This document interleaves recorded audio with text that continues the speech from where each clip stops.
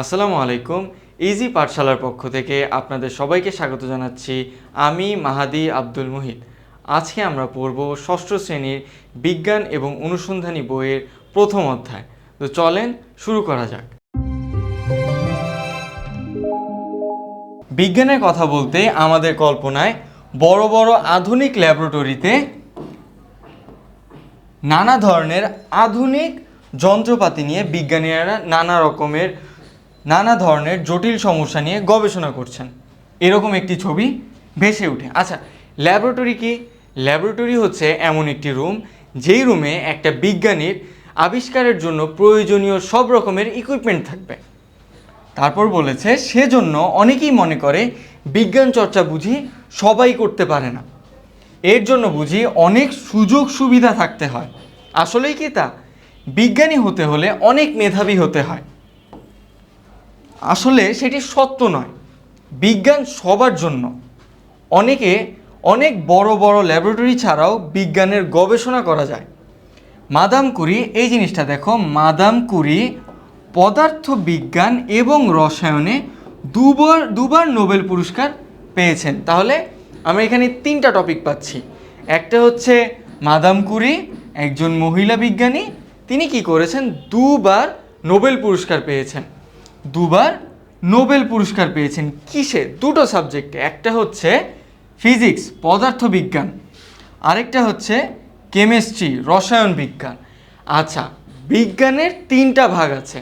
একটা হচ্ছে জীববিজ্ঞান বায়োলজি, একটা হচ্ছে ফিজিক্স পদার্থবিজ্ঞান, আরেকটা হচ্ছে রসায়ন, যেটা কি কেমিস্ট্রি। রসায়ন কোনটা? রসায়ন হচ্ছে, তোমরা হয়তো অনেকেই ছবিতে দেখে থাকবা, বিজ্ঞানীরা বিভিন্ন রকমের রঙিন পানি নিয়ে কাজ করে, যেটাই হচ্ছে আসলে রসায়ন। বায়োলজি কি? ডাক্তাররা যেটা করে সেটাই বায়োলজি। আর একটা মানুষ নিয়ে পড়াটাও বায়োলজি, একটা উদ্ভিদ নিয়েও পড়া বায়োলজি। বায়োলজির কিন্তু আবার দুটি ভাগ আছে। একটা হচ্ছে জুওলজি, যেটা হচ্ছে প্রাণীবিজ্ঞান, আর দ্বিতীয়টা হচ্ছে বোটানি, যেটা কি উদ্ভিদ বিজ্ঞান। আর এখানে পদার্থবিজ্ঞান তাহলে কোনটা? পদার্থবিজ্ঞান হচ্ছে আমরা পদার্থ নিয়ে যে বিজ্ঞানটা পড়ি, যেমন একটা বস্তুকে ধাক্কা দিলে সেটি কি পরিমাণ বেগ নিয়ে সামনে আগাবে, একটা বস্তুতে তাপ দিলে সেটি কি পরিমাণ তাপ শোষণ করবে, একটা বস্তু কি পরিমাণ তাপ বের করে দিবে, এগুলোই পড়তেছে পদার্থবিজ্ঞানের আন্ডারে। তাহলে আমরা এখানে একটা লাইনের মধ্যে তিনটা নৈর্ব্যক্তিক পাচ্ছি। কি কি? একটা হচ্ছে মাদাম কুরি, যিনি একজন মহিলা বিজ্ঞানী, তিনি দুইবার নোবেল পুরস্কার পেয়েছেন। কি কি সাবজেক্টে? একটা হচ্ছে ফিজিক্স পদার্থবিজ্ঞান, আর অপরটা হচ্ছে কেমিস্ট্রি রসায়নে। তাহলে মূল কথা হচ্ছে বিজ্ঞান এক ধরনের জ্ঞান, যেটি সবসময় পরীক্ষা নিরীক্ষা করে যাচাই করা যায়। এখানে আমরা আরেকটা নৈর্ব্যক্তিক পাচ্ছি, সেটা হচ্ছে বিজ্ঞান কি? বিজ্ঞান হচ্ছে এক ধরনের জ্ঞান, যেটি সবসময় পরীক্ষা নিরীক্ষা করে যাচাই করা যায়। পরীক্ষা নিরীক্ষা করে যাচাই মানে কি? ধরো আমি একটা কথা বললাম যে আকাশ থেকে আমি একটা আপেল ছেড়ে দিলে সেটি নিচে পড়ে যাবে। এটা আমরা যাচাই করতে পারবো কিভাবে? আমরা আকাশ থেকে একটা আপেল ছেড়ে দিলাম, সেটি অবশ্যই নিচে পড়বে। আমরা কাঁঠাল ছেড়েও দেখতে পারি, সেটিও নিচে পড়বে। এটাই মানে বোঝাচ্ছে আমরা পরীক্ষা নিরীক্ষা করে যাচাই করতে পারি। এটা তো সাধারণ একটা পরীক্ষা। বিজ্ঞানের মধ্যে আরও বড় বড় পরীক্ষা আছে, কিন্তু তার চাইতেও বড় কথা হচ্ছে চিন্তার একটা পদ্ধতি, যেখানে আমরা সব কিছু নিয়ে প্রশ্ন করি। তাহলে এটা কি? চিন্তার একটা পদ্ধতি। বিজ্ঞান হচ্ছে এক ধরনের জ্ঞান, যেটি সবসময় পরীক্ষা নিরীক্ষা করে যাচাই করা যায়। আরেকটা বিষয় হচ্ছে একটা চিন্তার পদ্ধতি। তাহলে দেখো, যেখানে আমরা সব কিছু নিয়ে প্রশ্ন করি এবং সেই প্রশ্নের ব্যাখ্যাটাকেও যাচাই করে দেখি যে সেটা সত্য কিনা। সত্য হলেই সেটা গ্রহণযোগ্য হবে, যদি সেটা সত্য না হয় তাহলে আমরা সেই বিজ্ঞানটাকে গ্রহণ করব না। আচ্ছা, পৃথিবীর সর্বশ্রেষ্ঠ বিজ্ঞানীর তত্ত্ব নিয়েও আমরা প্রশ্ন করতে পারি এবং সেটি সত্য কিনা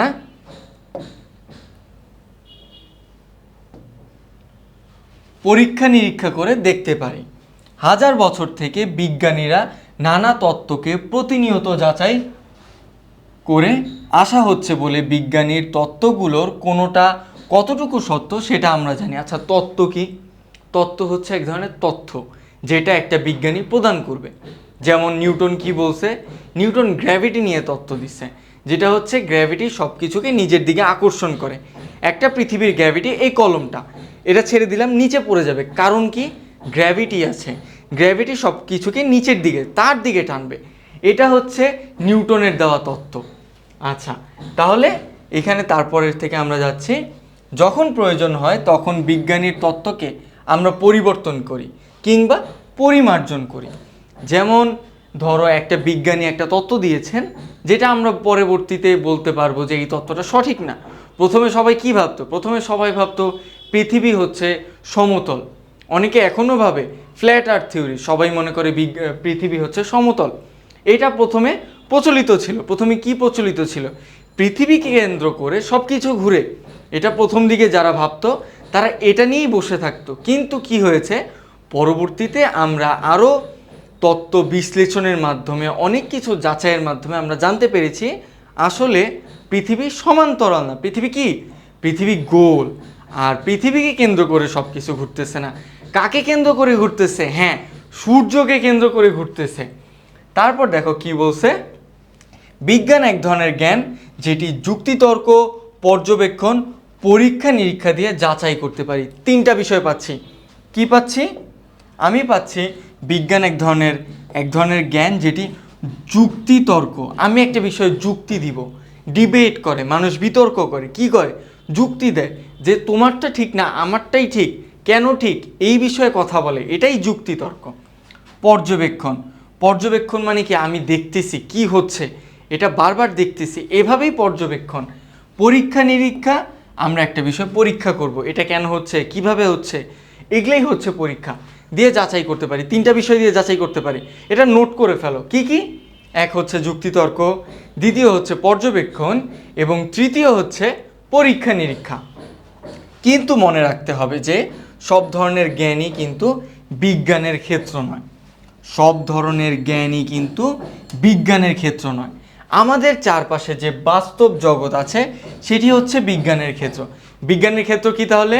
আরেকটা লাইন পাচ্ছি, আমাদের চারপাশে যে বাস্তব জগৎ আছে সেটি হচ্ছে বিজ্ঞানের ক্ষেত্র। এখানে একটা বিষয় দেখো, বিজ্ঞান কিন্তু জিন ভূতকে সাপোর্ট করে না। কেন? বিজ্ঞানকে হচ্ছে তারা এটা বাস্তব হিসেবে দেখে না। বিজ্ঞান বাস্তব হিসেবে জিন ভূতকে দেখে না, এই জন্য জিন ভূত বিজ্ঞানের মধ্যে পড়ে না। এখন দেখো পরের লাইনে কি বলেছে, তাই এই যে আরও কিছু উদাহরণ আছে। ভালোবাসা, হিংসা, নৈতিকতার মতো বিষয়গুলো নিয়ে যে জ্ঞানটুকু গড়ে উঠেছে সেটি বিজ্ঞানের আওতার বাহিরে। কি কি বিজ্ঞানের আওতার বাইরে পাচ্ছি? আমরা পাচ্ছি ভালোবাসা, হিংসা এবং নৈতিকতা। এগুলো কি? বিজ্ঞানের আওতার বাহিরে।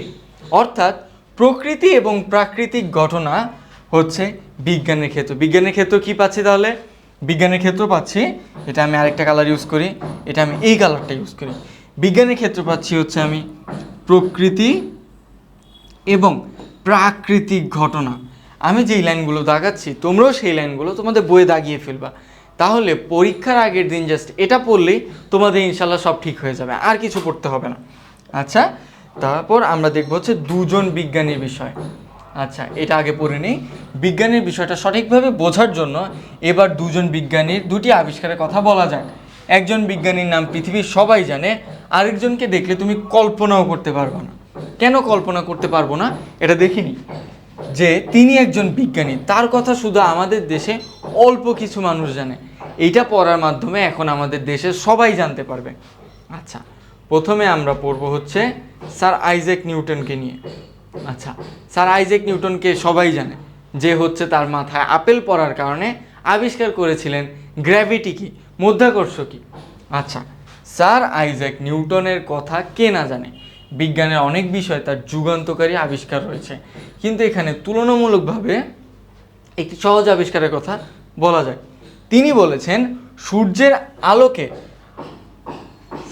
আলোকে আপাতত রঙহীন মনে হলেও সেটি আসলে অনেকগুলো রং দিয়ে তৈরি।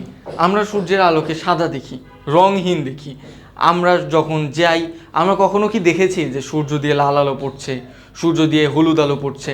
এগুলো দেখতে পাই শুধুমাত্র সকালবেলা অথবা বিকেলবেলা, কিন্তু প্রকৃতপক্ষে আমরা সবাই জানি দুপুরবেলা সূর্যের আলো বর্ণহীন। বর্ণহীন হচ্ছে রঙহীন, বর্ণ আর রং সেম জিনিস। এটি আসলে অনেকগুলো রং দিয়ে তৈরি। এটা বলেছেন কে? নিউটন। নিউটন তাহলে কি বলেছেন?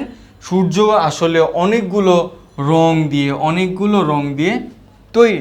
বিজ্ঞানী নিউটন যে সময় বিজ্ঞান নিয়ে কাজ করেছেন সেই সময় পরীক্ষা নিরীক্ষা সেরকম প্রচলন হয়নি, মানে তখন ল্যাবরেটরি এতটা উন্নত ছিল না। একজন বিজ্ঞানী কোনো তত্ত্ব দিলে সবাই মিলে সেটা নিয়ে আলোচনা করে বের করার চেষ্টা করত তথ্যটি সঠিক নাকি ভুল। তাহলে আগে কিভাবে হতো? আচ্ছা, আমরা পূর্ববর্তী পর্যায়ে কিভাবে দেখেছিলাম? তিনটা মাধ্যমে আমরা একটা বিষয়কে যাচাই করব। কিন্তু এখানে আমরা দেখছি একজন বিজ্ঞানী কোনো তত্ত্ব দিলে সবাই মিলে সেটা নিয়ে আলোচনা করে, বের করে যে সেটা বের করার চেষ্টা করে সেই তত্ত্বটি সঠিক নাকি ভুল। মনে করো আমি একটি ক্লাসরুমে আছি, ধরে নাও ক্লাসরুম না, আমি একটা সভার মধ্যে আছি। এখানে সভাটা হচ্ছে বিজ্ঞান সভা। নিউটন কি করেছেন? তিনি একটা তত্ত্ব দিয়েছেন। তত্ত্বটা হচ্ছে এটাই যে সূর্যের আলো আসলে বর্ণহীন মনে হলেও সেটি অনেকগুলো রঙের সমষ্টিতে গঠিত। এই তথ্যটা তিনি প্রস্তাব করেছেন কোথায়? একটা বিজ্ঞান সভার মধ্যে। এবং বিজ্ঞান সভার সবাই সেটা নিয়ে যাচাই বাছাই করবে। তাদের সবার কাছে যদি মনে হয় যে সূর্যের আলো আসলেই মানে বর্ণহীন নয়, সেটি আসলে অনেকগুলো রঙের সমষ্টিতে গঠিত, তাহলে তারা বলবে যে নিউটনের এই তত্ত্বটাকে আমরা গ্রহণ করছি। কিন্তু এখানে কি হয়েছে? বিজ্ঞানী নিউটন শুধু তার তত্ত্ব দিলেন না, কি করলেন? শুধু তার তত্ত্ব দিলেন না, একটি প্রিজম দিয়ে সূর্যের আলোকে ভাগ করে 60টি ভিন্ন রঙের বিশ্লেষণ করে দেখালেন। 60টি ভিন্ন রং কি? বেগুনি, কলা, বেগুনি, নীল, আসমানি, সবুজ, হলুদ, কমলা ও লাল। এই রঙগুলো পরিচিত মনে হচ্ছে? হ্যাঁ, এগুলো হচ্ছে রংধনুর 60টি রং। আচ্ছা, প্রিজম কি? প্রিজম হচ্ছে স্বচ্ছ কাচের একটা ত্রিভুজাকার একটা আকৃতির একটা বলতে পারো বস্তু, যেখান থেকে আলো গেলে সেটা 7টা ভাগে বিভক্ত হয়ে যায়। একটা প্রিজমের মধ্যে দিয়ে ধরে নেওয়া আলো গেল, সেটা 7 ভাগে ভাগ হয়ে যাবে। 1, 2, 3, 4, 5, 6, 7। এটা হচ্ছে প্রিজমের কাজ। প্রিজম কি করে? একটা আলোকে যখন তুমি প্রিজমের মধ্যে দিয়ে সঞ্চালন করবা, প্রিজম সেই আলোটাকে 7টা ভাগে ভাগ করে দিবে। আচ্ছা, আবার তিনি কি করলেন? তিনি এটি করে থেমে গেলেন না, আরেকটি প্রিজম দিয়ে 60টি রঙকে একত্রে করে আবার বর্ণহীন করে দেখালেন। তাহলে কোশ্চেন হতে পারে প্রিজম কি? তাহলে আমরা উত্তর দিব প্রিজম হচ্ছে একটি বস্তু, যেই বস্তু দিয়ে আমরা যদি একটি স্বচ্ছ আলো, সূর্যের আলো বা বর্ণহীন আলো, এখানে আমরা বর্ণহীন আলো নিয়ে কাজ করব। যদি আমরা মানে বর্ণহীন আলো আমরা এই প্রিজমের মধ্যে দিয়ে সঞ্চালন করি, তাহলে কি হচ্ছে? প্রিজমের মধ্যে দিয়ে একটি বর্ণহীন আলো সঞ্চালন করলে প্রিজম সেই বর্ণহীন আলোটাকে 7টা ভাগে ভাগ করতেছে। অ্যাট দ্য সেম টাইম আমরা যখন সেই 7টা আলো আবার প্রিজমের মধ্যে সঞ্চালন করব, তাহলে কি হবে? সেই 7টা আলোকে সে একত্রিত করবে এবং সেম বর্ণহীন আলোকে আমরা পাচ্ছি।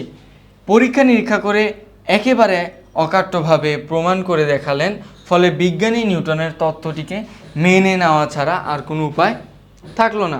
তাহলে আমরা এখানে বিজ্ঞানী নিউটনের আবিষ্কার সম্পর্কে ধারণা পেলাম, শেষ। এখন আমরা যাব পরবর্তী বিজ্ঞানী, তার নাম হচ্ছে হরিপদ কাপালি। তিনি হচ্ছে বাংলাদেশের একজন বিজ্ঞানী। তিনি কি করেছেন? হরিপদ কাপালি ছিলেন ঝিনাইদহ এলাকার একজন সাধারণ চাষি। তাহলে হরিপদ কাপালি কি ছিলেন? ঝিনাইদহ এলাকার, কোন এলাকার? ঝিনাইদহ এলাকার একজন সাধারণ চাষি। কৃষি ছিল তার পেশা। এখন দেখো, তিনি তার ক্ষেতে ইরি ধান লাগিয়েছেন। ইরি ধান বলতে কি? ইরি ধান হচ্ছে বাংলাদেশে যেমন বিরি ধান আমরা পড়ি 50, বিরি ধান 20, বিরি ধান 22। বিরি বলতে এটাকে আমরা বলবো BRRI, ব্রি, বাংলাদেশ রাইস রিসার্চ ইনস্টিটিউট। আর ইরির বলতে IRRI,